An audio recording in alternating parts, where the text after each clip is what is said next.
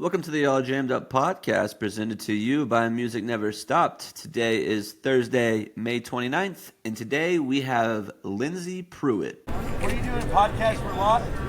Yeah. Come be on a Lot podcast. Yeah, hell yeah, All Jammed Up. This dude's doing a podcast. If you want to be on some podcast, come give an interview. Hell yeah. Good morning, fools. Welcome to the All Jammed Up podcast. Today is Thursday, May 29th, and we have a fiddle player on the podcast. For the first time, a fiddle player, Lyndsay Pruett. She's part of the Jon Stickley Trio. She does some solo stuff as well. And she was at one time a clogging prodigy. Didn't know that, but that's what these interviews are for. Learn something new. So it's a great interview. We have an extra long Chloe's Corner today as well. We just got back from Dark Star Jubilee on Monday. And so big recap there. That festival was fucking awesome. I did not do a lot podcast at Dark Star. I know I said I was going to, but it was just too much going on, and it just didn't really make sense for me this time around. Seems you guys really enjoyed the Widespread Lot podcast, so hopefully I can do another one of those soon, but I'm not sure when. But yeah, let's get right into it. An interview with Miss Lyndsay Pruett. Hey, it's happening. Everybody stay calm. What's the procedure, everyone? What's the procedure? Stay calm. Alrighty, guys, we are here with Miss Lyndsay Pruett. How are Hi. you doing today? I'm doing great. Second lady on the podcast. Second lady, represent. I know. I'm always. You like, gotta get the ladies. I'm always trying. You've Yeah. actually been requested by a few different people. Oh, really? Alex Nice. Bazemore was like, "You have to get Lyndsay Pruett on." Nice. And then Jon Stickley did as well. So Naturally. glad we were able to work it out. How's everything been going for you? Great. Yeah, today was the last day of the semester of the little school that I teach at. Okay. So Is it like a music school or? it's a music school out of a church, and I just teach fiddle. Yeah.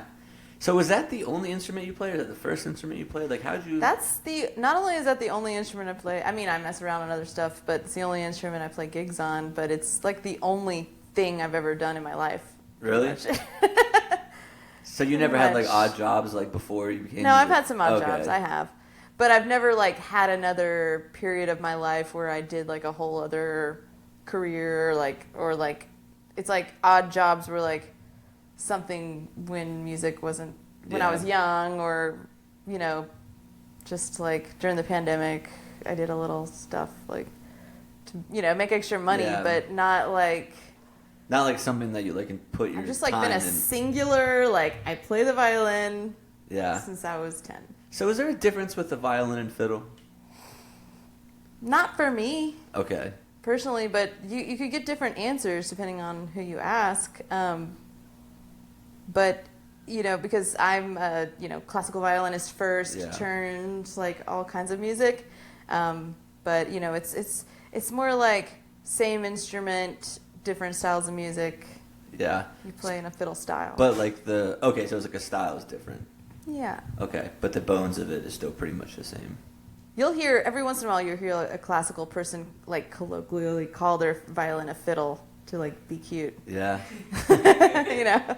So you said you started playing when you were 10. Mm-hmm. What, got you to settle on fiddle/violin? I was all violin fully for a long time growing up, but even though I come from a bluegrass family, before that, I was a competition clogger. Okay, that's like the stomps, right? Stomps. Yeah. Yep. I've Rhythmic seen like stomps. Yeah, our band was, not our band, our group was called Electric Rhythm. And I was like kind of... How old are you Go at this ahead time?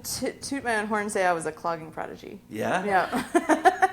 Is there any old videos of you clogging we can dig up somewhere? Man, I've actually looked on YouTube just kind of like a year ago or something, like to see if there was any Electric Rhythm, and I didn't really find it, because this is like, I'm 41, so this is in the 90s. This is like in elementary school.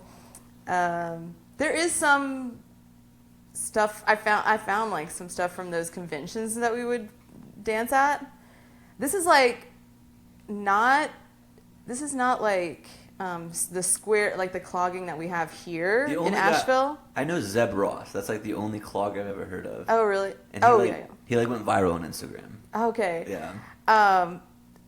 Actually, I don't know who that is, but so acting like I did, but I didn't. I don't. I do that all the time, especially in these interviews. People are like, I go from this to this, talking about like music scales, and I'm like, yeah, for sure, I get it. Of course. Moving on. Yeah.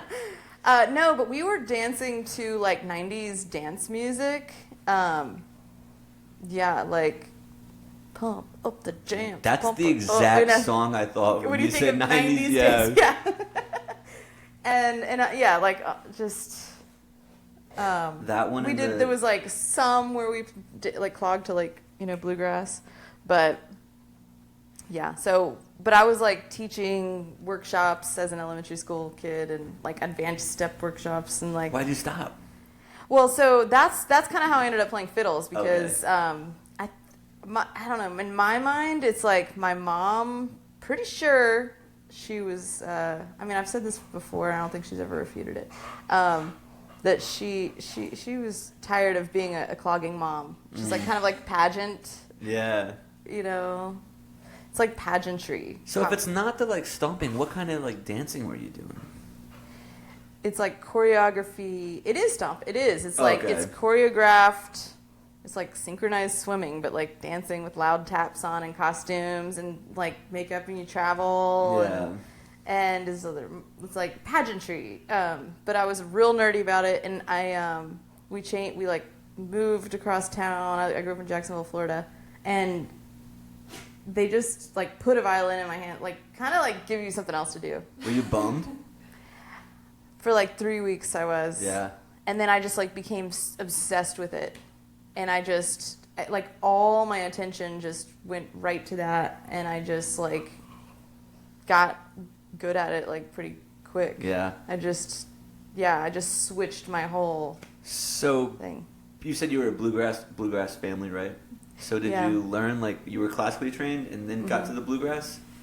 Yeah. Yeah.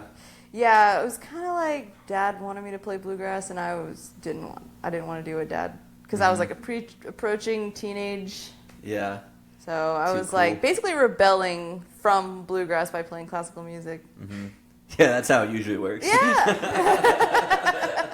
Right? It's like relatable. I want to play Hashtag. Mozart, Dad, all right? Yeah. Yeah.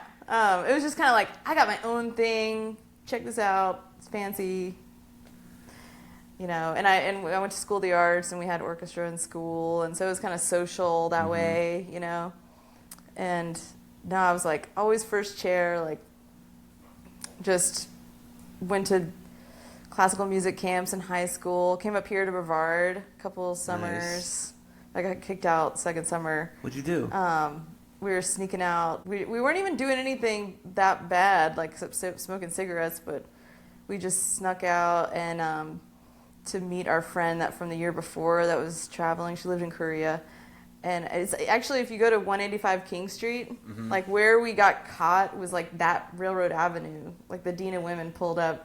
We had stolen a street sign though, which I still have. Yeah. So anyways, it was just, so I had to go to like over to Greensboro the next year. I haven't been to that place still yet. Brevard Music Center? No, 185. Oh, 185 King Street? Yeah, I still haven't been. It's so great. I've heard like only great things about it, but I just haven't made it over there yet. Yeah. It's so hard to like convince myself to leave Asheville because there's I just know. so much going on here. Like every It has night. to be like a show you're like really pumped Yeah. about. It's basically like out of town. If like that band isn't coming to Asheville, I'll go see them somewhere else. But as far as like things that repeat, like because the Travis Book thing's like every Tuesday night, right? Mm-hmm. And it's always like, oh, I can just go next Tuesday because tonight there's 3 other shows. I can get 10 minutes from my house. Mm-hmm. Yeah, I'm playing like 3 Tuesdays in July. Yeah. Do you play any solo shows, or is it always with a band? How does that Always work? with a band. Yeah. Yeah. I used to busk a lot and played a lot of like Brazilian music. But I don't know. What? I'd rather play with people. Yeah, it's probably. I more can fun. play by myself, but it's not like something I set up to do. It's I just am more of like fiddle is collaborative. Yeah. So, going backwards though, still in Jacksonville, I'm guessing you were like in band like all through, or orchestra all through high school. Did you like go to school for orchestra? Yeah. Like college? Yeah. Yeah, I moved to Nashville and went to college, music school. Okay. By that time, see, my dad actually, you know where Halloween is? Mm-hmm. I started going there when I was like 16 because my dad was a musician that played at the festivals there. So the first time I played there was in like 1998 Was on that stage like the with a songwriter or something more with my like dad. the bluegrass? Yeah. They didn't have that kind of thing. Yeah, Halloween then. wasn't around then. Nope, Yeah. it wasn't. No, it wasn't. So that's where my dad played. My dad's a bluegrass guy, but he actually played in a Grateful Dead cover band. Okay. When I was in high school, called the Glass Camels. They were a pretty long-running, big, like Grateful Dead band in the Jacksonville area. They played at the Freebird Cafe every Sunday night. And that was the first time I ever, like, I sat in with them one time, and that was the first time I was ever, like, on stage trying to, like, play by ear. And then I went to Swanee and kind of got on stage and played with a songwriter. So I started kind of, like, realizing that I started to become sort of a hippie then, and kid, you know, hippie kid, and going to Swanee and taking mushrooms and, like, barefoot, like, you know, in the woods. Super heady vibes after Right. the orchestra. Yeah. Yes. Like, whole new world, you know, like. And so I kind of realized, like, I was like, probably not gonna want to play classical music. I was also learning a lot about what the life of a classical musician is like. Compared to. I didn't know. Yeah. But, you know, it's like, it's just being a number. There's no, it's not individualistic at all, like on purpose. Yeah. And that's part of the beauty of it, and I still appreciate that, and I still play in orchestra and stuff, and I still love it. But I was just like getting the vibe it wasn't for me. So there's only a couple schools you can go study non-classical violin. So I went to one of them, it was Belmont University in Nashville. Didn't know anything about Nashville. And but I had a jazz violin teacher there and a classical teacher, and I just like it's a Nashville Was pop Nashville school. like even back then? Like what was it, like 20 years ago? Yeah, I went there in 2002 to Okay. 2006. So yeah, was right when I was about- in school. Was it still like super like come here and try and make it? Yeah. Yeah, it was still like that back then too. Definitely. Okay. I didn't know that. Maybe more so then, because now I feel like it's probably like oversaturated. Right. Yeah. It was big in that sense. Okay. You know, there's all these places that would be like all these songwriters like just waiting for the right person to walk in the room and give them their big break. Yeah. It's like the thing, you know, you do. And I There's didn't no social realize media it. back then either, so it's like someone Right? has to walk Yeah, in. Yeah. exactly. Yeah, totally. So then, there to 2006, where after school is that when you were starting to join bands? Is that when you joined?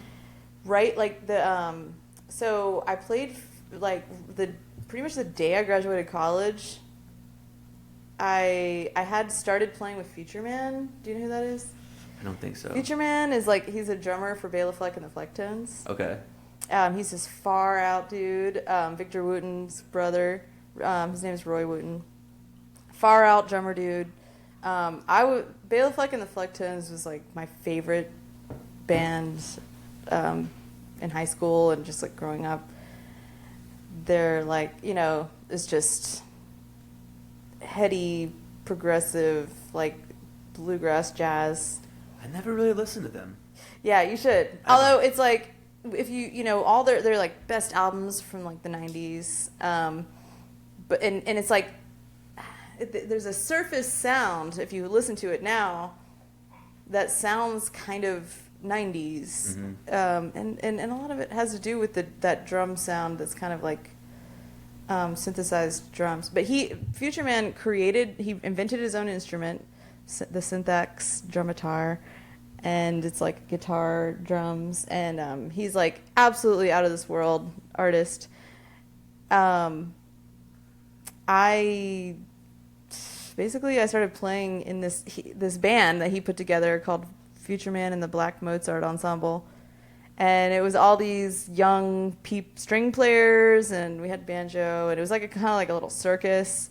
We had rappers and video people, and like the first, like right when we'd played the one show, which was Bonnaroo. Okay.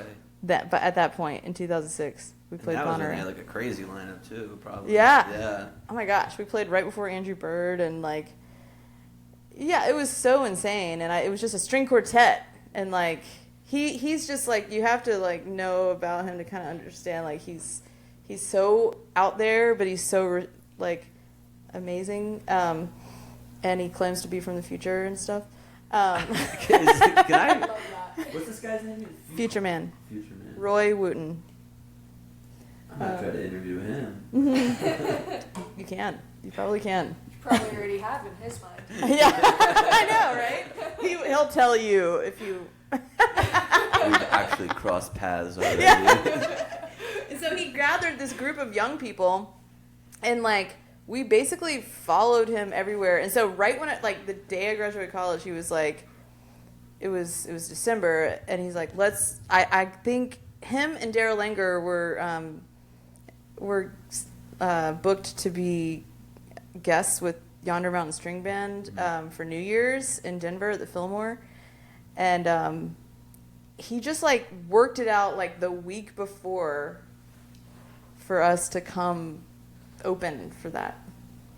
Even though we barely had like a show put together or anything, it's like just his like really modern crazy music with some like hip hop and some like bluegrass, and it's just like this crazy thing. And so he got us plane tickets, and we just went and played the Fillmore on New Year's Eve.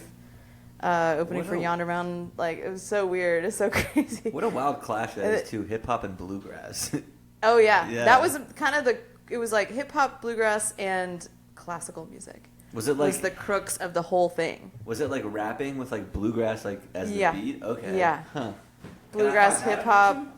You can find that on YouTube. Okay. Yeah, Futureman and the Black Mozart Ensemble. Okay. We went to India twice with this guy, and like this is some crazy, like you don't know what you're doing, you don't know why you're going, like you don't know what's happening. Your parents are probably like, what is she doing? I know, especially because the first time it was like we were getting on the plane to go home, we were like at the airport, and I was like, I'm not going, and I didn't come home. Yeah, I just stayed in India. For how long? Another 10 days. Oh, okay. Yeah. But it was just like at the airport. Yeah. And Future was like, Okay. cool, man. Like, I already knew that. He gave me a suitcase. Like, he gave me this old suitcase that he'd been carrying around the world forever. It had all these like hotel soaps from all over the world in it, and like the pockets were all gross and stuff. Like, this guy sounds awesome. he is awesome. Is he still kicking, doing shows and stuff? Oh, yeah. Yeah? Yeah. Where is he based out of? Nashville. Nashville, okay. Does he Yeah. ever come here? Yeah, he does. That's actually part of how I ended up like coming here, is because we came here. The guy who used to be the dean of music at UNCA, he knew the Wooten brothers in the 80s. They used to play at Busch Gardens. And that's how I ended up becoming like a teacher at UNCA, because this guy, and like I don't know, he brought us to Asheville, like the Black Mozart Ensemble. We came to Asheville, and when you say Busch Gardens, the Busch Gardens in Williamsburg? In Virginia, Yeah. Yeah, the Wooten brothers. Side note, have you been to the Tampa Busch Gardens? No. It's Okay. better. We're in a debate. I say that Williamsburg is one better. She says spicy. Tampa. It's our only argument we have. Dude, I want to go to Busch Gardens. Like, The Williamsburg one's really nice. I kind of forget about Busch Gardens. Like, I I love roller coasters. I do too. Yeah. I do. And every time I am reintroduced to them, I'm like, I can't leave this. Yeah, I know. Let's do it again. Yeah. Totally. And I get home and I'm laying in bed and I'm like sick and everything is moving. I'm one of those. I remember being like 13 and Yeah. that happened to me, and I was like, "Is this what?" I asked my mom. I was like, "Is this what being drunk is like?" My dad was like, "Put one foot down on the ground, you'll be fine." That's all it takes. Yeah, stabilizers. All right, quick Busch Gardens side note. Where were we at? Oh, nice. Yeah. Well, anyway, so Futureman would come here. I think that's what we were. That's where Yes. what got us off there. Totally. Yeah. He's like it. Like he's the kind of person that we would just be going to rehearse somewhere and like pick up like randos like along the way to the apartment where we were rehearsing. Like it's like, who's this guy? It was always like a situation of like, who's this person? Yeah. Like he's like, oh yeah, tonight we got this like Chinese opera singer. She's gonna do some shit. Like, you know, or just like we And it took was this. always so like laissez-faire. Like, that's cool. Yes, Yeah. it was like I learned from that experience. It was like 7 years on and off. Like about to. It's very not how I am, I guess, or it's just like it's not how I am. It's just like it opened me up Yeah. to be this idea of everything being all about the process, not the product. You know? Yeah. And he is like the living embodiment of that concept. Yeah. Never worried about the sort of like finished product. That's not even even the concert is not like What matters? it's not about putting on like a finished concert. It's about just like everything going up to it, I guess. That's a pretty good outlook, though. I feel like. Yeah, At least if it's you. interesting. I feel like with that, you kind of like there's like no expectations. Like thinking of like a finished product, like the show has to go like this tonight, and if it doesn't, it's bad. True. But if it's like, you know, why don't we just focus on what we're doing, and then let the audience enjoy it how they wish to enjoy it. So true. Maybe that's just me. Yeah, and it's all about being like totally in the moment and just accepting the moment for what it is. Yeah. Yeah, that's a good way to look at it. Yeah. So then, after we were with Mr. Futureman, Right. is that when you moved to Asheville? Well, first, I didn't know where I wanted to move. I wanted to move somewhere, and I ended up going on a trip for 4 months with a songwriter friend of mine, living out of our car, going around the country as like a folk duo. Yeah. And basically like looking for a place to live. This is like 2008. It was like August through November. And so it was like financial crash. Yeah. And my songwriter friend, Joshua Irwin, he was very like Woody Guthrie style guy, like very like, you know, construction worker, like it was like, and we had been living in Nashville for so long. Our whole mission was like to like we so badly wanted to just like play for people that needed to hear music. Yeah. Because we were pretty jaded at that point by being around people who were like at your show to tell you about their show, to tell you about their thing they have, you know, like just to network. Everything is about like the you know, like self-promotion. And Going back to Asheville being like a huge music city, do you think that you still kind of run into that now? Ever? Nashville. No, with people being like coming to your shows to be like, hey, make sure you come to my show. Now, do you think that's still kind of a thing here? We're talking about Nashville, Tennessee. Oh, okay. Yeah, Gotcha, so my we bad. had been in Nashville, Tennessee, doing that. That's where we were. Yeah, coming but from. I was saying, like, do you think that happens here now? I mean, maybe to a degree, but it is nothing close to the Okay. way that it is in Nashville, Tennessee. Like, and this is a thing that happens when you move from Nashville to Asheville. It's like Yeah. the confusion of that constantly. Always. People are like, where do you live? I'm like, in Asheville. And they're Yeah. like, oh, Tennessee? And I'm like, Exactly. no, It's the city- inn. Yeah. It's the inn, Nashville. Yeah. But no, I don't think Asheville is anything close to that vibe. Yeah. I mean, I'm sure it exists to a certain degree, but no, because people are just like kind of, they might have that going on, but they're still like enjoying the music. Whereas like people are so ambitious, you know, like the Nashville, like it's so like, it's so much competition Yeah. that it just it just like drives people to be, and I was really feeling like how that's not my vibe. Mm-hmm. I'm not like a shoulders, like who can I rub shoulders with? I'm not that kind of ambitious. Yeah. I'm just not that kind of person. We just kind of had that discussion about me changing jobs, and that's kind of like, I was in sales, and it's like, you have to like, whether you like this person or not, you at least have to pretend to like try to get the sale. And it's like, I don't want to be somebody I'm not for like the sake of a paycheck. Especially all day, every day. Yeah. Yeah, that's the crux of it, is like living your life that way. Exactly. Like maybe like once or twice to like maybe get something somewhere, but like you said, every day is a little much. Yeah. Yeah. It's like exhausting up here too. Right? It really takes a toll of you, and it's like either like beat them or join them kind of thing, you know? So it's like is this who you're, you know, are you gonna become like this? And I'm just like, no.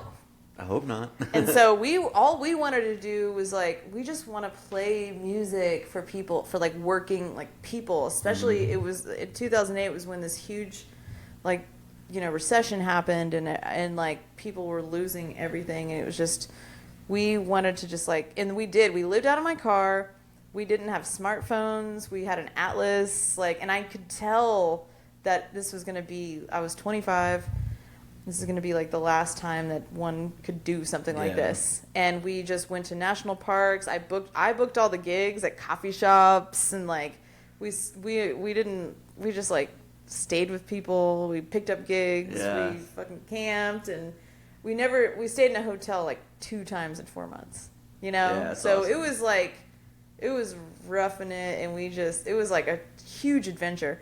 So we went like Nashville. It took us a month to get to Portland, Oregon. Like that's the kind of pace we're at, right? Yeah. And then up to Seattle, all the way down California coast.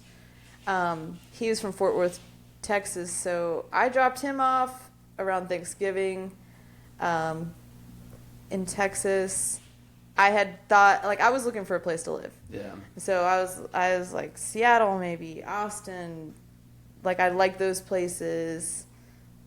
But I ultimately ended up back in Nashville and lived with my friend Jesse. I didn't know, like, what, you know, I just was like, I don't have any money now, and I don't know where else to go. So I lived for another 9 months, and then just hopped in the car one day with somebody that was going to Asheville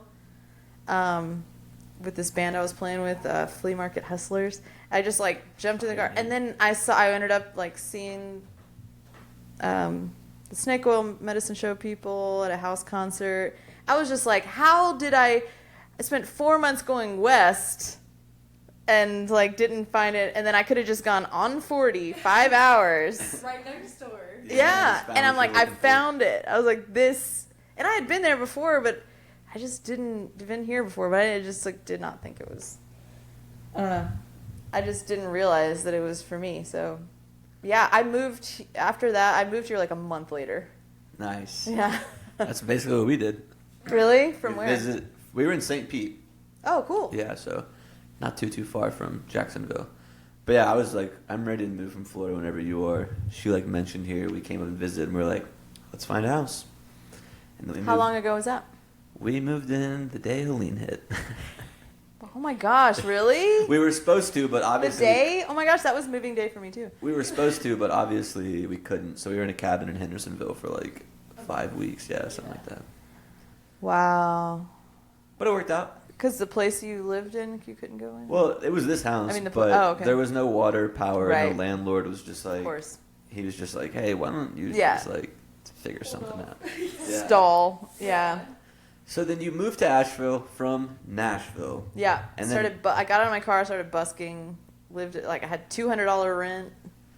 What a dream. Yeah. I lived What a- right behind the West End Bakery in West Asheville, like right on Haywood. Yeah. $200 rent. That's like not that long ago either, I feel like. It was 2009. 15 years? Yeah. I mean, there's no one in Asheville now that's getting $200 rent. No. Unless they live like in that bathroom or something. Right. It was a shitty apartment, now, just so you know. But it was right there, and like, and my whole thing at that point was like, I had kind of, I had like basically denied my whole bluegrass side up until that point. I wasn't really interested in it that much. I did it some. I played a lot of country music in Nashville, and I've always played a lot of like swing music and some jazz and stuff. But like basically I was like, I'm ready to learn how to play bluegrass, and in order to learn how to play a style of music for me is just like you have to go to the jams. Yeah. And that's Perfect basically place for it, actually. yeah. Yeah. And at that time, I mean, there was bluegrass jams. Now, like, it's starting to become more of a thing, like, just this season. Yeah, but Bazemore just started that, like, open one. I think it's on Tuesday nights. yeah, Like, there's a lot of jams right now. But then it was, like, there's a lot of jams. There was, like, people playing bluegrass in someone's house, like, almost every night of the week. And, yeah, and that's how, like... Basically, I met Stickley through, my friend through Swanee, Billy Gilmore of The Grass is Dead. Mm-hmm. Have you heard of them? Yep. He was like one of my only people I knew here that when I moved here, and he recorded this solo CD for me and stuff, and he invited me to be in the Billy Gilmore acoustic band and Stickley. He introduced Stickley and I. Okay. And yeah, like, I don't know. I just started playing with Stickley in like 2011, 2010, 11. Yeah. Okay. So it's just like I just was like jamming. I was like not doing much then. Yeah. So then you guys formed the band, and was it... I know you guys have kind of gone all over now, but were you at first just localized to like Asheville, or are you already doing like... Was the band... So I guess you met Stickley, and then how quickly was it the trio? He was just like... He had been playing... he probably told you this, but he had been playing bass with Town Mountain for 2 years. Mm-hmm. And he was like... I don't know, I could be wrong on exactly the timeline, but basically he was just putting it together as like the trio just to do gigs around town, just to like, just kind of for fun. And we ended up, it wasn't, I don't really remember exactly, but it was kind of like we just recorded an album. We had, I don't really remember. Did you guys sing in that album? No, we didn't. So does any of this stick? But we made everything like up in the studio. And the drummer was Mike Ashworth, who's in the Steep Canyon Rangers now. Okay.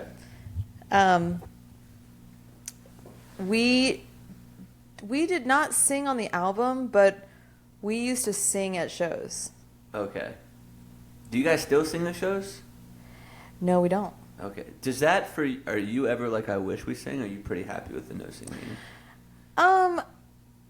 I'm happy with no singing. I'm kind of learning to sing right now and like taking voice lessons and stuff.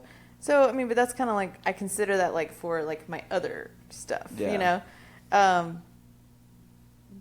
I don't know. I mean, you know how like Krungben, like they like,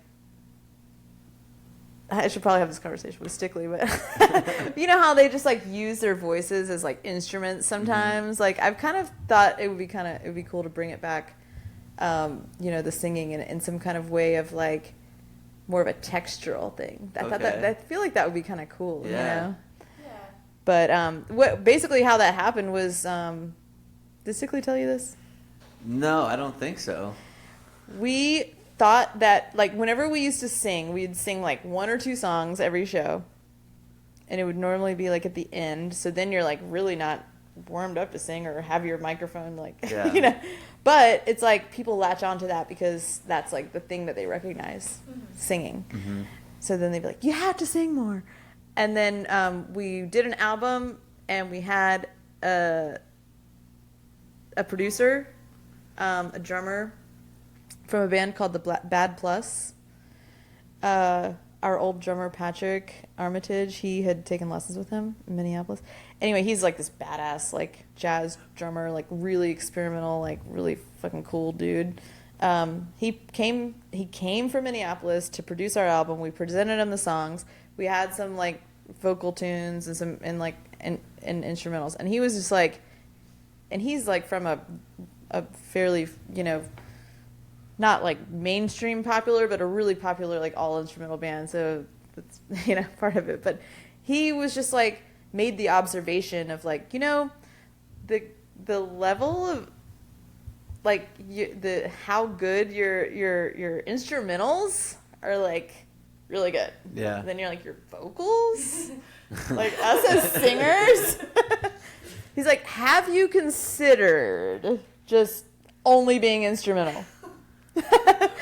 and like that's kind of like a hard pill to swallow, huh? You know, but I know. See, you would think, but like our reaction was like utter relief. Okay.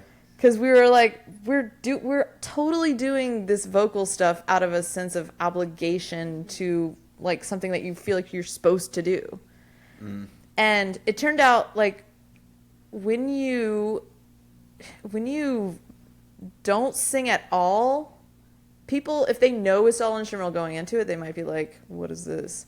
But when you don't sing at all, they never asked you about singing. Yeah. Usually.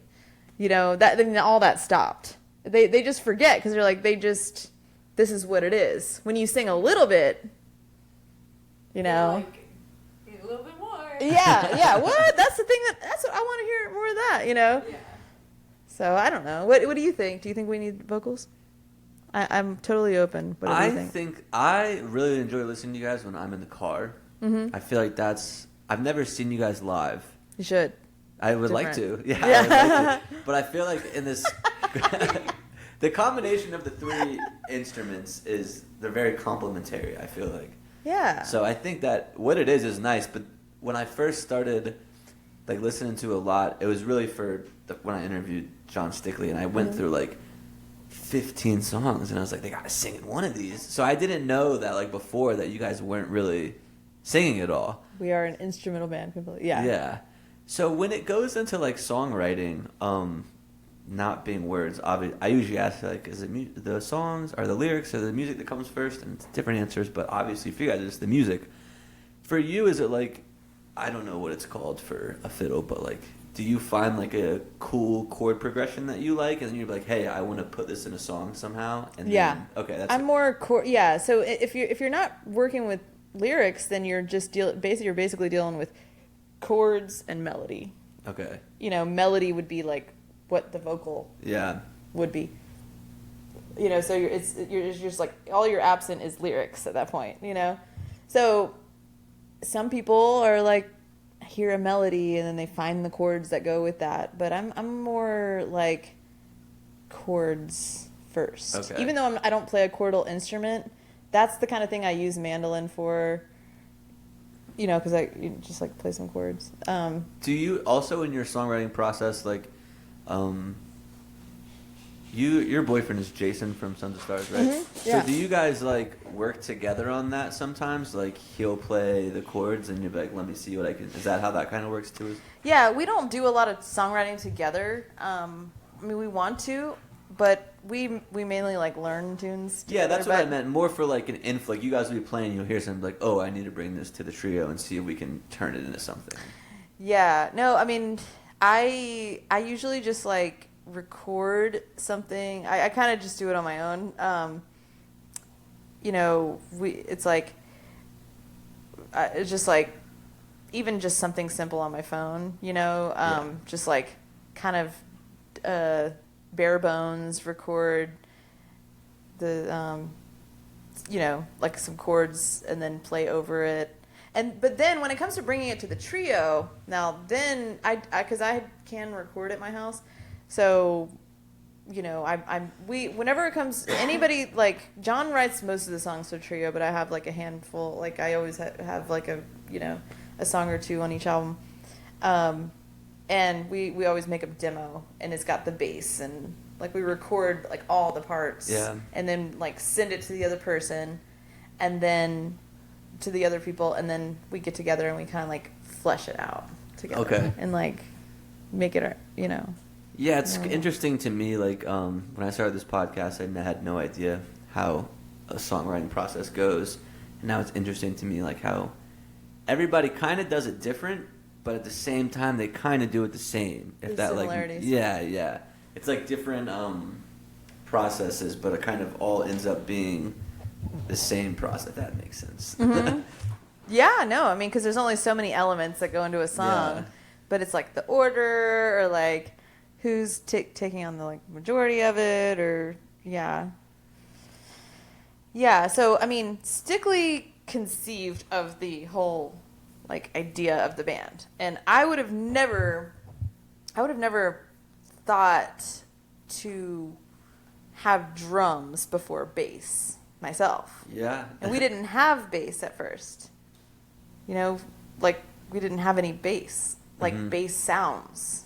It was just fiddle, guitar, and drums. That's kind of fun though, I think. Yeah, it was freeing at the time. We did tons of like long we did tons of improvising, and we were much more free in our lives then, and in our like just everything. But at some point it was like once we started playing on like stages, really like playing, it's like you gotta have bass. So now Stickley it becomes the bass. Like we both, with our pedal boards, we both play bass. Okay. Yeah, like I make violins sound like the bass, and I just have an A/B switch. I go back and forth between regular fiddle and bass. So if you're listening to the albums, anytime he's soloing and there's bass, that's me playing bass, and vice versa. You know? Yeah, that was a crazy idea by Stickley, just the three of you. Maybe he is Futureman. Maybe he is. What? Maybe he is the future. So you guys have been a band for a considerable amount of time now, right? Do you have any like stories of touring or like shows or festivals that you guys played that like kind of stick out? Yeah. Stickley told us his renewal story. That was pretty crazy. That was real crazy. Yeah. Yeah. Shit. We've done so many gigs. You know, let's see. For some reason, what's like, I don't know why. I guess because I'm thinking about the beginning. It's like it's like our first, for some reason this is what is on my mind, and it's like, so we had our old drummer Patrick Armitage, we played with for 5 years, and we had just made the album with Mike Ashworth. He was like super busy. We get the opportunity to go on this cruise, this bluegrass cruise put on by the Steep Canyon Rangers. And we go on that, and then, but Mike Ashworth couldn't do, we also had the opportunity right after that to go on like ski tour with the String Dusters. Even though we weren't even like, we didn't even have, I don't even know if the album was out. I think it was. It just come out. We hadn't played a lot. Yeah. And like it's like the first gigs that we ever played with Patrick. I don't even think we had a rehearsal. We all flew out to Colorado. I don't even think I had ever met him before. We flew out to Colorado and played 3 amazing gigs opening up for the String Dusters. I'd never done anything like that before. Yeah. You know, I also had never skied before, and they took me to the top of the mountain at Aspen, and like before I'd ever been on a bunny slope or anything. I've never skied either. I think I'm going to a bachelor party at like Tahoe or something next year, and I'm like, I'm almost 30 years old. It's not time for me to learn skiing. Like I'll stay in that little lodge and just drink beers while I wait for you guys. Yeah, that was like my thing. But then you get there and they're like, it's like all the times that I've skied have been like on a day off on tour, and we've done a lot of ski tours where you're like, it's in the winter time in Colorado, and I don't know, and I had never, it was like, I don't know, that was just, we had never played with Patrick. I don't even think we had met him, and we played in Aspen, and we played the fucking Fox Theater in Boulder. Is that a pretty cool venue? It is. Yeah. Yeah. Jason, my boyfriend Jason, he used to play there like all the time because he was in like a big jam band back in the day in Colorado, jam band. What was it? Called Shanty Groove. Okay. Yeah. So he was like a regular like player. He's the most stoic man when he plays banjo. Like, you know, that's how banjo players are. Alex and Johnny are like just going crazy, and he's just. Yeah. Watch any banjo player in any like jammy kind of band. They're always the stoic one. Really? And yeah, I've noticed that, and I think it's because of the banjo. I don't know. It's like I think you have to be still or something. I don't really understand it, but it's like maybe it's something with the like. It's something with the banjo because every banjo player is the still. It's like. It's a puzzle over here. Yeah. And his fingers are always on the left hand. Yeah. There's a lot of movement in the fingers. Yeah. And then he's next to Johnny, who's just like. Yeah. Oh yeah. Spazzing out. I know. But he's done a lot of really cool musical shit in his life too. But yeah, I don't know if that's the best story. I just. For some reason, it's just like this. Stuck out to you. Yeah, it's like that was the question. I mean, because we were a band for 5 years after that, and I'd never played venues like that. Yeah. I'd been to Colorado, but it's just like that was kind of like a whole new world. Now, so you said that one was your most, first one that came to your mind. I saw that quite a few years back, I think, if I'm getting my years right. But you played with Leftover Salmon. No, we've played a lot with Leftover Salmon. Okay. It was just a picture of you, like, I want to say it was like 20 feet, because I went all the way down your Instagram. I always go very far down and see if I can find something cool. So I found that one. Is there anyone else that you've played with, like Leftover Salmon, that when you're up there, you were like, holy shit, I'm up playing with these guys? I got up with the Travelin' McCurries and Sam Bush. We were in Montana, and... gosh, that was so freaking cool for me.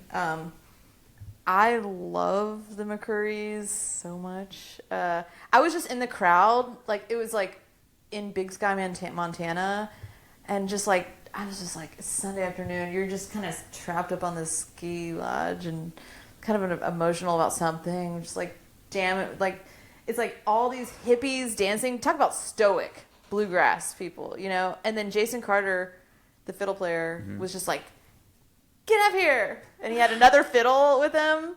You didn't know you were going to go up there? No. Oh. Yeah. And because I didn't know, I couldn't get nervous, I guess. And they called Sam Bush up at the same time. And then, and I just got to do a bunch of twin fiddling with him. It was really, really cool. That's probably got to be pretty fun when is that just like kind of going off of what he's doing? Yeah. Mm-hmm. That's got to be pretty cool. A lot of there's been a lot of fun stuff with Leftover Salmon. I have a really bad memory. I'll probably think about this later and be like, damn it, I should have brought up that one really awesome thing we did. That happens all the time, and I do it too. When I go back to edit it, you'll like set me up with a question that I should have asked, but I'm so focused on the question I already had written down. Yeah. That I just skip it, and I'll be like, damn it, that was a perfect segue. That seems like would be the hard thing about doing an interview in general. I could see myself doing that. Some people are really easy. Some people make it a lot more difficult than it needs to be. Really? Yeah, I would be like, tell me about, like, what made you want to get a guitar? And be like, my dad bought me one. Oh, yeah, the kind of... And I'm just like, alrighty. No expounding. Yeah, I'm like, alrighty. So, for you as someone who was, like, trained classically in fiddle and then, like, transitioned to bluegrass, like, all these years later, what was, like, the hardest part of, like, doing that transition? Yeah, it's like, being just embarrassing yourself a lot. Yeah. Yeah. I think that's a thing that holds a lot of people back is fear of failure. Yeah. Totally. Yeah. Well, and I deal with this a lot, or I think about this a lot because I teach a lot of adults to play. And when you're learning something like fiddle as an adult that can sound so like bad, like objectively for like so many years, and it has to. I mean, there's just no getting around it. As a kid, you can just like squeak away and whatever. But it's like that's one thing that I'm very, I would say, like proud of myself about. That I don't know if I did it now, and something I'm really proud of, like my adult students about. Like I don't know if I would have the same like breadth of character now. Yeah. When I was younger, I was still pretty young when I was doing it, Mm-hmm. but it was still like embarrassing and but I always think of this thing that Ira Glass said, This American Life guy, where he like talks about this thing where it's like anybody that you look up to, you didn't see this part, but they had to suck at what they were doing for like a long time. Yeah. And you have to remember that. Mm-hmm. Just like, you have to suck for anything and for it to be worth being really good at and like having the pride and being good at it. You've got to suck at it for a long time. Otherwise you'd be like, that was easy. I'm currently in the process of, my birthday was April 10th. She got me a guitar for my birthday, and I've been trying to learn it, and like I'll work on like one thing all night and like finally get it one time. Like I'll get it one time, and then I'm just like, it shouldn't be this hard to do this. And then she's like, you've never done this before. Mm-hmm. Like, because I watch these guys, like my friends who play in bands, and I go watch them, I'm like, what am I even doing? I'm trying to do this. Totally. I'm never going to be able to learn how to do This is the plight of an Yeah. adult learning an instrument. Yes. And going off of that too, I had my best friend who I lived with for a while. One Christmas, I think, he asked for a violin, and he got one, and he would just be in his room just like, and I think he tried it for like maybe a month, and he was like, I'm not doing this anymore. And we were all like, thank God. Yeah. Right. Roommates are kind of an obstacle. I know. I mean, everybody that comes to me, like I give them kind of a spiel. Like at first, it's like, you gotta know that this is gonna suck for a while. This is one of the harder instruments to learn, and you have to embrace the bad sounds that you're going to make, and know that I'm cool with the bad sounds. But also, like you know that you're gonna make them for a while, but like every win that you get is gonna be that hard one. And I don't know. It's amazing in our age of instant gratification everywhere that people are still willing to do it. Yeah, that's so I commend you. I think you should keep going with it and just. I mean, I find it hard myself. I feel like I'm a better teacher than student sometimes. Why do you think that the fiddle is one of the harder ones to play? Is it because there's no frets? It's because it's so easy to make terrible sounds. It's because like when you play a key on a piano, it's like that, Sounds like that whether you hit it or you don't. it's a nice sound immediately. Mm-hmm. Even when you like pluck a guitar string, it's like it's kind of pleasant. But the first sound, when bow to string, just to make any note sound like anything, it takes so long just to get the basic first sound that sounds okay. Okay. Yeah, That's that why makes it's harder than other instruments. That It's makes like sense. the beginning of bagpipes. There's like 45 seconds, it feels like, of just nonsense. And then, Really? yeah, Wow. I don't know why I watch a lot of bagpipe videos. Yeah, that's It weird. really interests me. But it's like, you have at least 45 is an exaggeration. And then it 10 seconds also of sounds nothingness. Kind of rough, even when And you're then good at it. bagpipes still Yeah. This has got me. still not great. This has got me fired up to play guitar tonight.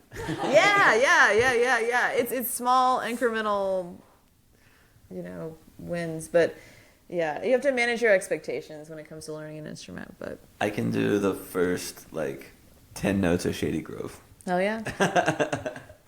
Just not as fast as those guys can. Right. But I can get it now. I can finally get it. Is the Pruett clan still a thing? Yeah, alive and well. Down at Swanee. Down what? At Swanee. The Swanee Okay. festivals. Yep. Yeah, you guys I just saw it got announced yesterday that you guys are doing it's like the one before Halloween, right? Mm-hmm. Which one is that one? Roots. Swanee Roots Revival. That's what's such a bummer is I want to go to that one or what's the other one that's in In the spring? Yeah. Revival, Resonate. Resonate's was just different. happening. Yeah. My mom and my sister were working that one. But Did you hear about that chick that got punched in the face? no. Some guy got hit by a hula hooper, and he just rocked her. She had to go to the hospital. They found the guy. They arrested. I think he's on the run right now, but they know who he is. Whoa. But fractured her. Orbital, yeah. Oh my gosh. I gotta ask my mom didn't tell me about that. It's such a special, beautiful place like Swan Ugh. too for that to happen. Yeah, we've done Halloween a bunch, and that's a whole. It's like if you went to the other ones, I mean, you don't even recognize where you are. Barely. We went to Tipper and Friends a few weeks ago, and that was a lot. It was just the amp stage, so that was. So cool. you get the yeah. Yeah. I mean, yeah. So the ones that we do that are in the spring and the fall, they've changed names, so we always forget. Roots Revival. Roots Revival is the fall, and Swanee Spring Reunion Oh, okay. is the spring, and they're kind of the same festival. Because then they have the Amp Jam. They had the Amp Jam this year too. They have so many. They have a lot of festivals there. It's a festival place, It's the best place in the world. my whole family is worked in that. My sister is a production person, and she learned how to be a production person there, and got her start there. And then my mom always works, and so they're they actually work all the other all the EDM festivals, and I'm out of that. I go to the little acoustic ones, and then Halloween, which is insane. So you still go to Halloween even if you guys don't play? No, No, okay. no, I don't. But no, but I mean I'd like to. I just don't. It's a lot. I don't know. They're demanding on the body. Actually, no, what it's more like is that it's when we go, we tend to go sort of just for the set because we've always played really late at night, 2:30 a.m. sets. Why don't they put you guys on the Sunday bill with I feel like that's the. We did do that. Oh, okay. The last time we were there, we opened for String Cheese and we sat in with String Cheese. Was that 2 years ago? And that was a cool sit-in. Was that 2 years ago? That was 2 years ago. Yeah. Okay. Yeah. That was honestly a really awesome sit-in because, we played with String Cheese. We were in costume, and they were so freaking chill. They're such a lighthearted band. I feel Yeah, like. They're just so easy. They were very light. They were very pro and chill on stage. I was very heartwarmed by it. Actually, Yeah. the way that they were just able to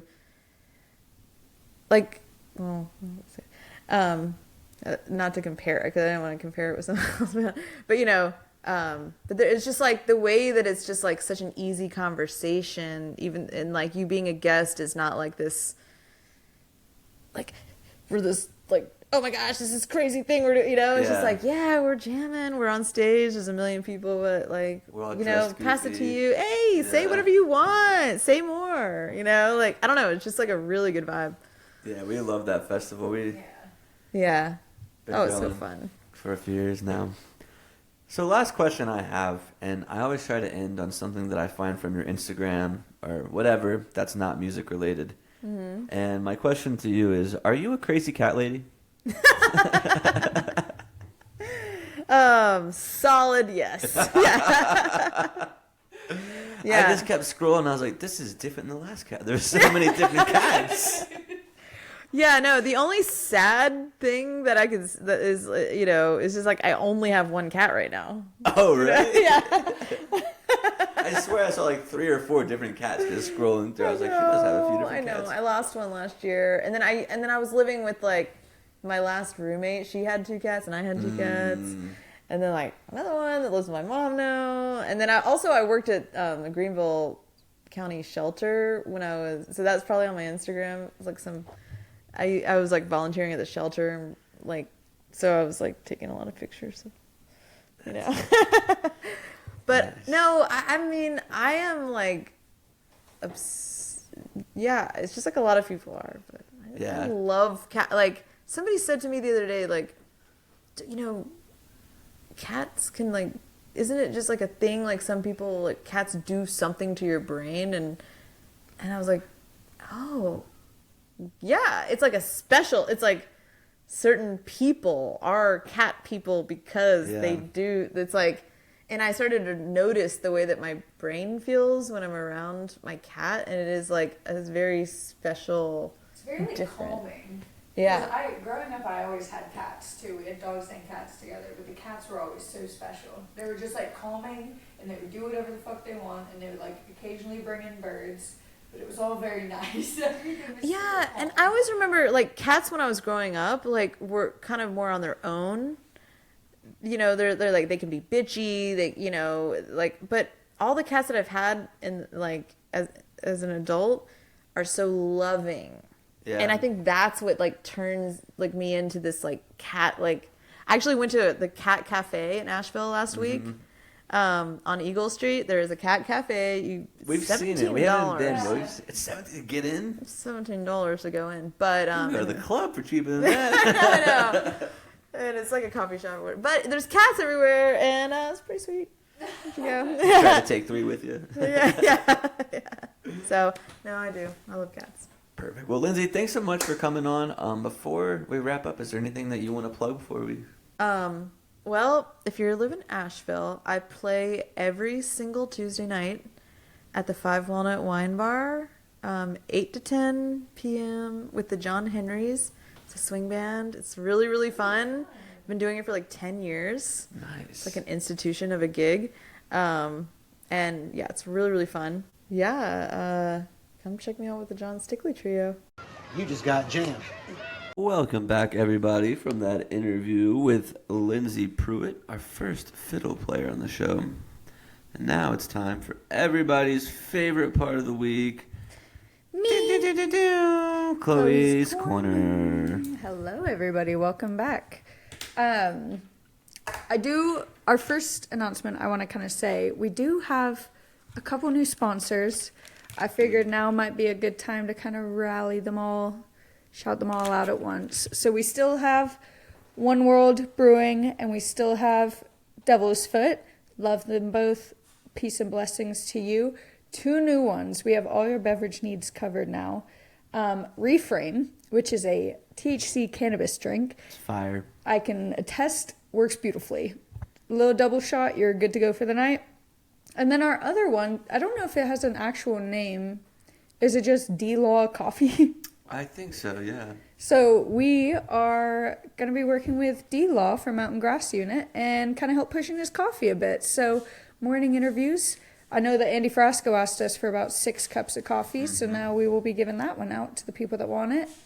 And I just cover all the bases. You want to get high, you want to get drunk, you just want a soda, you want to get caffeine. We have every single beverage vice. We have them all, which is kind of fun. It is, yeah. People are probably like, that's ridiculous. Why do they keep just getting beverages? But baby, we got you covered. That's what people want to give us. The people want us to just drink. They want us to be full of their bevies, and we have been filling ourselves with said bevies. So 2 new sponsors. We love you both. Mwah. Thank you. First bit of music news, though. Kendall Street released their new song. Some kind of party. Truthfully, I was hesitant. It's fun as hell. I mean, yeah, it's always going to be fun with Kendall Street. It's catchy. The music video is super cute. Yeah. If you guys remember, we talked about, like, the what that was, like, a month or so ago, and to see it all kind of come to fruition. Whoever edited it did a great job. I'm still trying to edit this video for Sons of Stars. It's a lot harder than I thought it would be. Yeah, maybe bit off a bit more than we could chew. We'll figure it out. Well, no, I just think I did it without the end product in mind. Yeah, so like I think what Kendall Street did is they played that song and then they played it again with like people having fun with it. And I think that's what I should have done is like played it, played it and then play it for like you can get clips and stuff. Because I have a bunch of clips of them playing it, but I have like a cool banjo clip when they're playing mandolin, and it's like hard to make it. I see. It's hard. Like I can throw it in there, but it doesn't really make sense. It doesn't make sense for it to be there. Yeah. Well, next time you do something like that, I could come along and we could do like a 2-camera situation. I think now that I know what to do, it'll be a little easier. So yeah, anybody from Sons of Stars, sorry if it's been taking long. We might have to redo it. I mean, but what are they really putting it out for? They just want it to have it. Truthfully, Yeah, it's not like they have engagement too on social media. Yeah, so it's not like they're in a rush for it. Yeah. It's nothing. They're not going to die in the time it takes. So we just got back from Dark Star Jubilee, and yeah, everyone knows that we are Halloween people. This is probably going to be one that we go back to every year now. Definitely. Beautiful venue. So honestly, it sucked. Don't go. Oh yeah, don't go. No one go. We're just gonna go back so that they keep getting money. It's just so cheap. Like I can't believe that. Like more people aren't there. Yeah, and Made new friends. The music was incredible. The vibe of the entire area was immaculate. Like everyone was so great, including our lovely neighbors. We had some beautiful neighbors. There around was us. I usually don't fuck with kids at those kind of things. Tons of kids. The kids, I was with the kids. The kids are cool. Yeah, the kids were like rolling hula hoops and drawing little steelies on rocks, and like it was just a really nice, wholesome. It's beautiful. We'll go back every year. No one else go though, because we like it small. And we met up with our sweet group of friends. We saw Mason. We saw Harley, which was a surprise. We weren't expecting to see her. I saw Olivia, but I never said anything to her. I did see Olivia too. Yeah, she was Alec. wrapped up in conversation. Alec, yeah. Saw Garrett. Yeah. So it was really nice. We had a beautiful time. We had great people camped around us. We made friends with them. Bilo came for a night. So night one, we got there at about 5. I will say you park and then you walk to the camping site. Yeah. And after a 7.5-hour drive, I threw up for some reason on the way there. I was sick. Don't know why.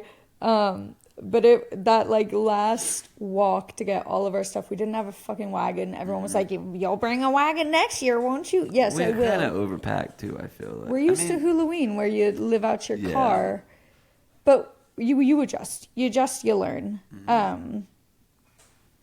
We can start getting into the music. Too many zoos. Too many noises. Too many sounds. Too many hoots. I do think it probably didn't help that we had just arrived while they were playing. Yeah. And we were like kind of stressed and overwhelmed, and in the background just hear like a sound.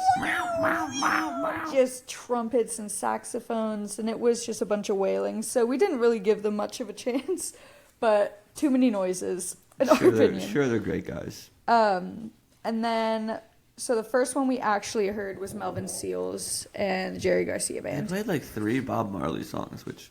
Heavy on the Bob Marley this weekend. Interesting. I mean, do you? But it was pretty heavy on the Marley. We missed a lot of that Melvin Seals too, because that dude was rambling to us at our campsite, Donovan. Oh yes, yeah. He talked to us for like 25 minutes. Yeah, we had this guy just come over and start talking to us about chemicals of acid and arsenic, psychedelics, and just a bunch of MK Ultra and all that stuff. Yeah. Like he kind of went on a tangent. So we did basically miss Melvin Seals. Yeah. But the nice thing about the setup of it is you're literally camping. You can see the stage. You're camping like, I don't know distances, a couple football fields away. Yeah, it's probably like 500 yards from our campsite to the stage. So you can hear all the music that's going on the whole time, and it's really sick. But Rookie Donovan, move you did. on our part too, wearing Birkenstocks to a gravel. The dance floor is all gravel, and it's like kind of sloped. Mm-hmm. And Birkenstocks are flat area shoes, and they kind of killed my feet. After my first week of manual labor was a bit of a pain in the ass. Yeah, that was Clint's one complaint the whole time. My feet is sloping, my feet. I know, I think the first night and the second night, I was like, we got to go sit down for a bit. The first night, you were a little bit, not going through it, but you were having your fun, and there was like 4 times you looked at me and you're like, are we like this? And I was like, there's a bit of an angle, but like, you're like, and are they playing really slow? And are we like this? They were playing slow. That first night, was that Dark Star you thought was playing slow? Greatest Story Ever Told and New Minglewood Blues are like 2 of my favorite songs, and I like them to be played fast. Yeah. And they played them. I will say the New Minglewood Blues was slower than I Know You Like It. I do think it was probably average pace. But I know wasn't Cornell. You do, it wasn't Cornell speed. You like those songs fast. So the first night we got Rochester, New York, April 9th, 1982. I do have all the set list pulled up. I'll let y'all in on some of the notables. Start with an Alabama Getaway. That was fun. And they did that one like pretty fast too. So the first, I want to say 4 songs. So it was Alabama Getaway, Greatest Story Ever Told, Dire Wolf, and or maybe the first 3. They were quick, and then I do think they slowed Greatest down. Story Ever Told was slow. That one was slow. I don't think that one was. That one was slow. That one I think was personal preference. I think that one was fine. Because I think of like Moses stood up a full 6'10", and they were like Moses stood up. No, they were not. It felt like that to me. It felt like that. They were not that slow. That would be crazy for them to sing that slow. But we did get a China Cat Sunflower. That's one of my favorites, I think. Was the first night when they did the CC Rider? CC Rider was the 4th song, after Dire. Yeah, that one was good. And then end that set with I Know You Rider. And then second set, Man Smart, Woman Smarter. That was good. We got a lovely Stella Blue. Going down the road feeling bad. This was first night still? This was the first Okay. night. Yes, sir. Yes, sir. And then, those were kind of my notables. It was a really good set. Hold on, that was I thought second set was like... Man Smart, Woman Smarter, To Lay Me Down, Lost Sailor, Same Circumstance. And then drums in space. I mean, I would assume they other followed one. this directly. I'm looking up the... Was it drum, space, and then the other one? Drums, the other one, Okay. Stella Blue. Okay, yeah, that sounds right. I just looked up the 1982 Yeah. set list, so I would assume they went through that. Yeah, they did. And then, so that was fun. That was a good first night. That was we day did, one. Yeah, we did go to bed after Dark Star. We didn't stick around for Hot Buttered Rum, I think. Hot Buttered Rum. We heard them. They weren't bad. They weren't. Yeah, I don't really recall. That was the one with Allie Crawl, the violin player. Yeah, I don't remember that. Yeah, we passed out pretty early. We passed out early the first 2 nights. So the second night, we didn't really do anything until Leftover Salmon. And I got a little too tilted for the first half of Leftover Salmon, so Clint ran off and did that by himself. Dude, when so we were like all the way at our campsite, maybe a little closer to our campsite, kind of by the vendors. And they played that new country blues song that I Which really... you love. I love that song. Like, even on the way there, I was like, I hope they play this. I don't know if they will, because it's just the one guy's song. And they played it. And that's a pretty long song. I think it's like a 6-minute song. So I ran down there, and they only played like the first verse. It was their second song, so I don't know if they were like still maybe like just warming up and like making sure the sound is what it wanted to be. Yeah. But they didn't play the whole song. And like I got in there and I was like singing all the words, and like everyone's kind of just like being calm. Yeah. And I'm like ready to rage, and they stop it, and I was like, what the fuck? Yeah, I was laying on the ground, and with a big smile on my head, I was like, go, like, you go. And you were like, no, I'm dancing here. And then you just took off. Yeah, You yeah, were I was like, like, okay, no, I can't wait anymore. I kind of just laid there for a couple more songs. And then I got up and I joined you at the perfect time with a beer in hand. And came and partied for the last couple of songs. I think I was there for the last like 4 or 5. Yeah, They were fun. they were super fun. I think the slide guitar is just a flex. You think so? Yeah. I have to kind of look into what goes, like, is that more difficult? I have to kind of look into It looked slide like it. guitar. That was the first time I was ever able to watch someone like that close, because we were Yeah. pretty close to the rail there. Yeah. Yeah. I want to look into a bit of slide guitaring, see if that's actually... Another cool thing about Dark Star we didn't mention, the Jubilee, there's no alcohol sales there. Yeah. So you can just bring your own, and then like people were bringing like coolers into the pit, which is sick. And I didn't notice like any trash there.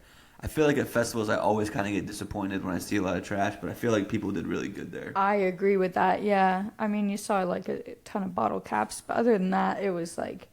Yeah, it was great. It was good. Yeah, because I know Tipper and Friends, when we looked over at the end of his set, we were like, this is disappointing. Yeah. Like, just pick up 2 things when you leave. But Yeah, no, there wasn't any rule. trash. There was a no glass rule that seemed most people followed. Mm-hmm. I didn't see a lot of glass.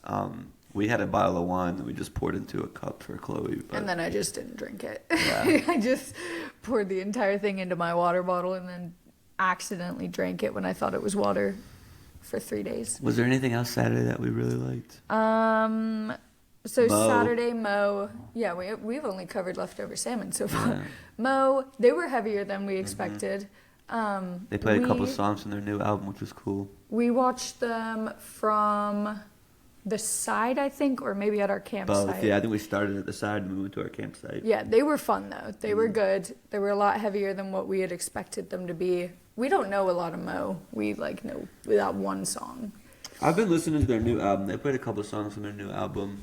They just have like so much music, so it's hard to. It's hard to know where to start Yeah. and like what's actually worth listening to.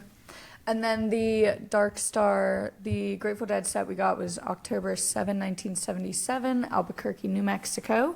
Was not the best set. The Great Bass Debacle, first of all. Oh my gosh, you're so right. I forgot. The Great Bass. You go ahead and you. So the lady that was basically Donna, Lisa? Lisa was her name, yeah. She wasn't there the first night 'cause she was getting over laryngitis. So at the end of the first night, they were like, and we're going to have Lisa back. Like, she's recovering. She's going to take it slow, blah, blah. So we're all excited to get, like, a little bit of Donna in there. And they get maybe 2 songs into their set Saturday. They're playing with a new bass. It was like a gifted bass. It was, yeah, the bass player got a new custom-made bass. That was his first night playing it. And then Rob Baracco, the keyboard player, this is what I interpreted from it. He had made a comment on the in-ears that the intonations were off on the new bass. So they stopped the show, and then the bass player like kind of made a dig, like, God forbid the intonations be off. Somebody's upset about that. And then Rob Baracco walked off the stage. Yeah. And it seemed like they were kind of piffed at each other. The drummer was like, keep your composure, guys. Yeah. I heard him say it. Because I was locked in. Like, I saw it happen like before they said it. And so I was paying attention to it. I think you were a bit high, too. So that's Yeah, it. I was You a little always hyper-focus. Yeah, I got a little stoned. So I was just really watching it. And then they finally brought the new bass out. But the rest of the first set, they were kind of like... low energy. Yeah, a little it was lackluster. kind of like, it was kind of funny, like odd vibes. They didn't pick up the energy at all for the rest of that first set. And then they took like an hour set break. Took an too. hour set break, and then the second set they came on slow again. Yeah. And I mean, it was Samson, Delilah, Sunrise, and Ramble on Rose to start, and I again just like... The Ramble on Rose is pretty good.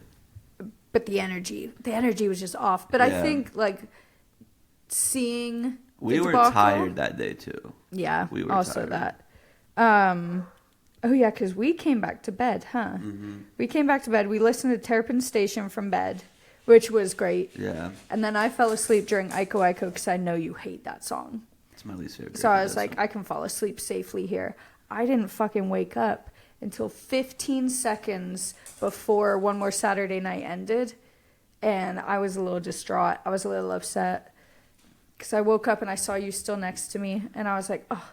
I was in the bed jamming, but I was just beat that day. Well, because I woke up and the song ended and you started clapping in bed. And I was like, God damn it, we missed it. Like, I was a little disappointed we missed the end of it. But I needed to sleep. I'm a yeah, sleepy we guy. fell asleep before the next band even came out. Yeah, we Yeah. were done for that night. I think everything just kind of caught up to us. But 'cause I didn't Sunday- hear Sugar Magnolia either. Sunday. So, my opinion, best set of the weekend, Daniel Donato. There was another good set, Oh, the Warren Animals one too. Yeah, Donato, they fucking killed. crushed. They absolutely killed. I think that's a energy was- sweet spot for them. Like, when they get one set, because they can get kind of lost in the jam sometimes, I feel. Agreed. But and these were like, they were strict on their times. Yeah. Like sometimes people go over, people start late. They were pretty strict on their times. And they never, like, they came out, what song did they come out with? High Country? Hold on, I think I looked it up earlier. I thought it was High Country, but it was something else. Daniel Donato. Yeah, it's on his Instagram. Yeah. We started with Lose Your Mind. Lose Your Mind, yeah. Yeah. Lose Your Mind, Way More Blues, Mystery Train, High Country. They were sick. They had me the whole time. We were getting down. We were boogieing hard. Yeah. And then Sugar Leg went off. Mustang was beating the shit out of his stand-up bass. He had a sick-ass stand-up Yeah. bass solo. That was super cool. And then straight from there, we kind of cleaned ourselves up a little bit, and then we interviewed Mustang. Great interview coming next week. Yeah. I did not do a lot podcast. There's just a lot going on, and there was nowhere to escape the noise. yeah, and I would have, to escape the noise, I would have been away from people, and I don't think I would have got good interviews. Yeah. And I really just didn't want to do it this week. I did it last week, and it's a lot more. It's a lot to do. It's a lot to set up. It's a lot to edit. And I just didn't feel like doing it this week, so sorry, but no lot podcast coming. But great interview with Mustang. Really good interview with It was Mustang. really fun. And for those that know Brandon Lowe, Poor Sugar Leg. you know that he is a very energetic, certified very- yapaholic. Oh my God, can that boy yap? And he took a liking to Sugar Leg and just spent the entire interview yapping Sugar Leg's ear off. I go out there at one point to let him know. Sugar Leg's too nice of a guy to be like. Too polite right. to be like, shut the hell up, which we do. We tell him all the time, shut the hell up, and he doesn't, but you tell him. But I go out there at one point during the interview just to like, hey, you can come in the room, like the door's closed, but you can come in here. He's like, no, I'm good. We're chatting. Like Sugar Leg just sat there kind of smiling. I was like, all right, boys. I was like, I'm sorry. Sugar Leg loves it. He's the man. He's so sweet. It was fun to, yeah. And then, so we did miss Warren Haynes' band, which they sounded like they were going bananas. They went off. I ran out at one point. I guess they had brought up half of Dark Star. Okay. And they were just like doing a crazy ass jam together at one point, which sounded really cool, but we'll go see them another time. The interview is awesome, and I don't really regret missing it. The show before Donato? Jeff Mattson and Friends, which was somebody from Dark Star, and Yes. that one was pretty good too. Yes. Yeah, I don't that really was recall it. I was up there for like 20 minutes when I was waiting for Mustang, and I got to catch a bit of it, and they were good. Oh, yeah. You said you were going to meet Mustang, but then you walked off to the backwards to behind us. And so I figured you were meeting him up by VIP. No, I met him. And then when you came back, you came from that way, too. Because I met him on like stage left, like by the merch table, because he just came out where they were there. So like where we met him the other day. Yeah, where we met him later that evening. That makes sense. So then the final Dark Star set. Church. Took us to church. Super fun. Yeah. Really fucking fun. Some notables started out with Not Fade Away, Hit the Cumberland Blues. Hell in a Bucket was one of my favorites. And we haven't heard anyone play Althea since Florida. We heard Uncle John's band play it all the time. So that was our first Althea in like 2 years. Wow, yeah, that was good. In like a year maybe. And that was really nice. Oh, one thing I want to talk about we didn't mention. The fucking Satisfaction night one was so good. I can't get no. Oh, yeah. That song. I've never seen that song live, I don't think. Yeah. And that was really, really good. Yeah. They did really good with that song. I will say they were really fun. Yeah, they were. They were late each night to coming on. Yeah, and then with the set list. The Great Bass debacle also was kind of funny. So I need to see them. they were teetering. I need to see them like 2 more times before I make my decision about who's better, J-Rad or Dark Star. Yes, yeah. We'll give each of them one more shot. I think I'm seeing J-Rad next month. So. Just you? Oh, is that when you go to Mountain Jam? Yeah. Oh yeah, I'm not going to Mountain Jam, guys. Well, we think I'm going. We'll see. We think Clint's going, but I'm not.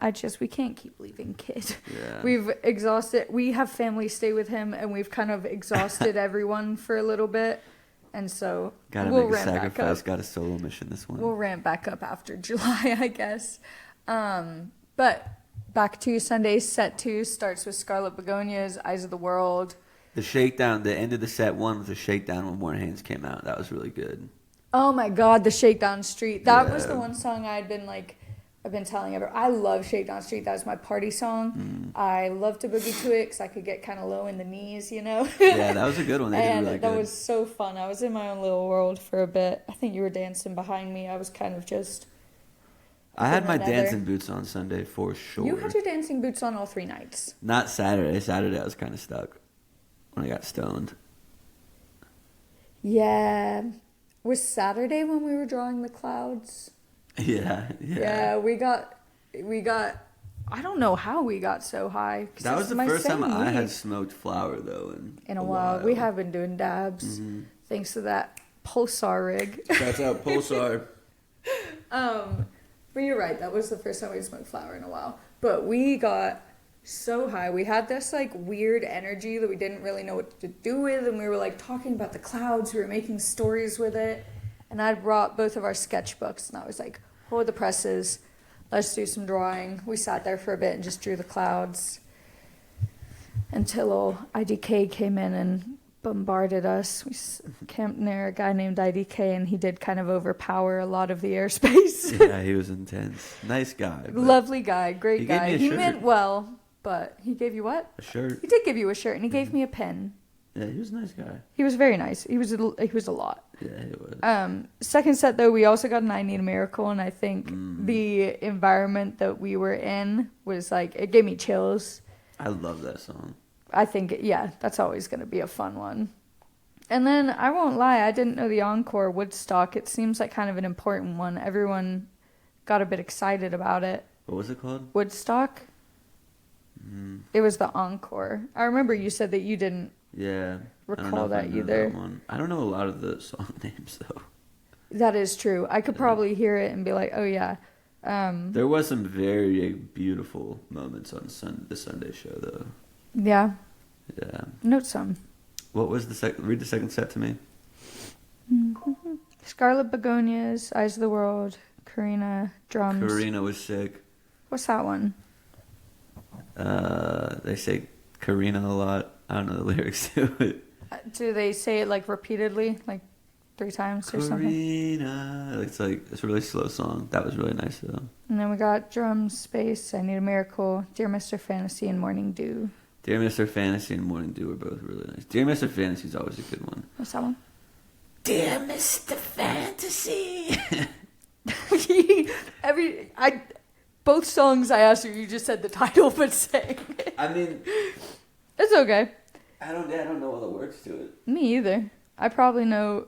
I I just probably know know that a lot beginning more part. than I think I do. I just don't know the names. Yeah, I have to like hear it to know. But whoever the guy that was singing Bob Weir, Great voice. yeah, did a really good Incredible. Bob Weir. Yeah, he was really good at that. And the guy who was playing Jerry Garcia kind of looked like him. Jerry Garcia, yeah. He's kind of out of shape. Just like a little bit slobby, a little bit unkempt. Yeah. I liked the stout, white-haired man.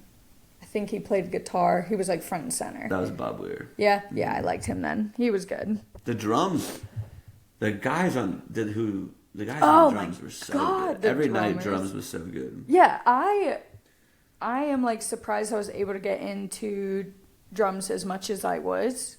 All 3 nights. Yeah. I was like fully getting down. Dude, they gotta be tired as a bitch after that, dude. They're just I did that one dance move upstairs and it hurt my in here. I can't even imagine just how long do they even do that for? Fucking 6 hours. the first it feels night. like? The first night it was like 10, First- 15 minutes. It was long. The first night was super long. Yeah. Yeah, definitely. That was the longest one. I even think I turned to you and was like, does this end?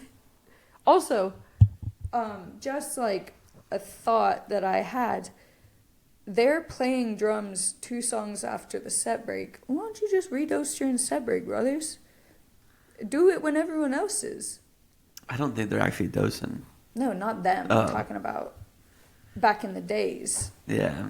The OGers. Why don't you just do it when everyone else is? You all line up together. Maybe they've got it like down to a science. They don't want to give the people quiet though. They want to keep the people going. That's what I think, at least. I don't know. I wasn't there. But why didn't they just do it? They have to have a set break, but then they do drums 2 songs after set break. Why don't you just do the drums during set break? Oh, yeah, I see what you're saying. Yeah, I don't know. I do think that, again, could just be me talking out of my ass because I have no idea. I wasn't there. But I feel like Dark Star Jubilee is like what it's supposed to be like back in the day. Like, it's outside. It's like... The camping is all like right there. Yeah, you're right there. Like, it just seems very like how it's supposed to be. I agree with that. I will say I would like them to plant grass. Yeah. That's my single gripe. I love that festival. I want to be barefoot, yeah. But yeah, I want to be barefoot. I want to jump around. And Alec even said the same. They were like, they got to figure out these damn rocks. Yeah. They got to plant some grass. Shouts out to her, dude. That was such a treat to see her that first day. That was really nice. That was really nice. A little piece of home all the way in Ohio. I was like, who are you here with? She was like, we just came. Yeah. We were like, same. Just the other spinners. Yeah. It's always nice to see Mason, too. We saw him as soon as we pulled up trying to find our parking spot. He noticed us first somehow from inside our car. It's because that bright ass hat I wear. You were wearing your Doc Watson hat. He came sprinting over, hugged me through the window. He's a man. Nice. Mason and Manus. Yes, Manus was there too. Manus was dancing in front of us for a little while. And we got to see Gigi too. That was nice. That was nice. I don't think I talked to her, but I did see her. We saw that cat girl too, the first person on the Lot podcast, and she was like, you got my name right, but I don't remember you guys. I was like, all right, whatever. Yeah, well, you called her Sam at first, and then we were like, that's not Sam. Sam was the one at the end of the Lot with the podcast. cat. She had a cat, yeah. I do have a quote for Reframe. That is the cannabis drink. So we were handing out. We were offering shots of this drink to people, and this sweet older gentleman that was camped in front of us. John Connor. Adore you. That was his name. He really took a liking to this stuff. Yeah, he said that he was kind of like not really in a funk, but wasn't really feeling it. He was tired, Yeah. Because he was supposed to get there like Tuesday, but he had to finish a job for work, so he worked till. Also a hardscaper. Yeah, he had to work till like Thursday. Yeah, so he just was kind of like not in the mood that he wanted to be in, and we gave him a shot. We did our rounds. We came back. This man has the biggest smile plastered on his face. He took a fat ass nap. He did. He took a nap with the tent open. He had his hands tucked into the front of his overalls. Eyes barely open. In the front. And he says, you gonna report back to them? Let them know they got a couple thumbs up in these parts. He is a man. Loved that shit. We were hoping to come home and they sent us a couple bottles. We were hoping to come home and send it to him, but Luke yeah, they loved had it. gotten into it. I can't really say anything. He watched the dog, so. Yeah, we're not mad. It was there. I'm not mad at you for taking it. But overall, incredible weekend. We will be going back without a doubt next week, next week, I wish. I say it every episode too, like, wherever you are right now is exactly where you're supposed to be. I felt like that, like, when I was there. I was like, this is where I'm supposed to be right now. Nice. Yeah, that was That's awesome. I think we both just needed... We also went by ourselves. Typically, when we go to, like, events like this, we're with a friend, we're with another couple. There's, like, always someone else to kind of entertain and go off of. And this one was just me and you, and I feel like the way me and you connected was through the Grateful Dead. Like, one of our first dates was seeing Uncle John's band, and you introduced me to the music, so, like, I feel like there's a connection there with the music between us, and it was just nice to have it, the two of us. I left feeling very inspired. Yeah. As well, yeah. Even though Brandon did join us the last night, that is different. We love you, Brandon. It was fun to have you there, but it was a nice weekend. Except for when you were tapping me on the goddamn shoulder. Oh my God, yeah. Quit being such a... I don't even remember what song it was, but it was a song I was just trying I just left him during Donato. Yeah, I was like, when you leave him, it leaves the problem with me. I better just than with want me. to put it out there. And so you ran off. It was during Donato. It must have been High Country. You ran off. Probably, I was stuck with him. And it's just tapping me on the shoulder. Chloe, watch this dance. And it'd do a dance. And I was just like, okay, great. And like, let me get back to my thing. And then I feel another tap. And it's like another thing. And it got to the point where I was just like, shut up, shut up, shut up. And there was like two middle-aged men behind us just busted out laughing. They're like arms crossed, head back, kind of laughing at this fucking just Brandon tapping me on the shoulder and then me just like spinning around and being like, can you not see that I am into this right now? I have my dancing boots on. You won't leave my shoulder alone. So then the next, I left him with you during Dark Star a bit. I scooted forward and I just gave him ketamine and then shut him up. Yeah, see, you had the trick in your pocket the whole time. You want to leave me to suffer with him, and you just, here you go, buddy. This will shut you up. It sure did. I turned around, his eyes closed, arms crossed, smiling. He was dancing a little bit. He was. All right, funny. This is about to be longer than the interview. Oh, oops. What are we at? We're at 33 minutes. I'm sorry. I like to chat. There's nothing to be sorry about. But yeah, we can wrap it up. Do you have anything else? Yeah, you beat me. You saw a bear first. I did see a bear. So now I'm the only one that hasn't seen a bear, so I'll keep you guys posted. 4th day of work. Yeah. Big old black bear. Yeah. My day will come. God will eventually choose me. And we have nothing this weekend. I work Saturday. No shows. Dark Star is coming here this weekend, but... There's something Friday. Disco? Mm-hmm. There's a show Friday. There's something Friday. That we might Friday? Be. Yeah. It's on our calendar. We don't have to go to it, but... That's next weekend. Disco Biscuits is Friday. Keller Williams is Saturday. Okay. Yeah. Nice. Keller Williams will be fun. If I don't go to West Virginia for Mountain Music Festival. West Virginia. You haven't heard back about that yet, though, have you? No. Mountain Mama. I might just still go. You're doing all these shows without me. I'm just going to try to venture out. You know I won't do that. I'm not going to go anywhere by myself. All right. Are you ready? You wrap it up? Yeah. Alrighty, guys. Have a great weekend. And remember, wherever you are right now is exactly where you're supposed to be. Come along, have a drink with me. We can talk about the world and how the world it turns so slow. Day and night I found cars they drive and planes they fly. I look into the sun and the sky, you're so bright. It's you that I have found. Oh, and I know there's not much longer now. Or if the world would just slow down.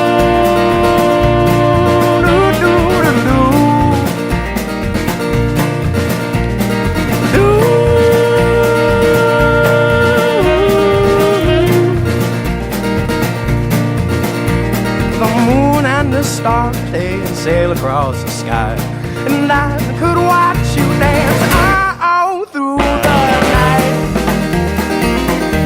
When the rhythm is right, oh, and I know the sun is rising now. Or if the world would just slow down.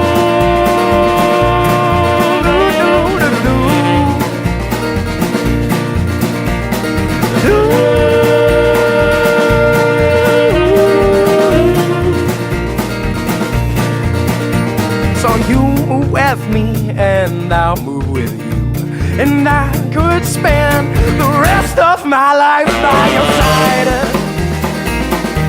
It's you that I have found. Oh, and I know it's not much longer now. Or if the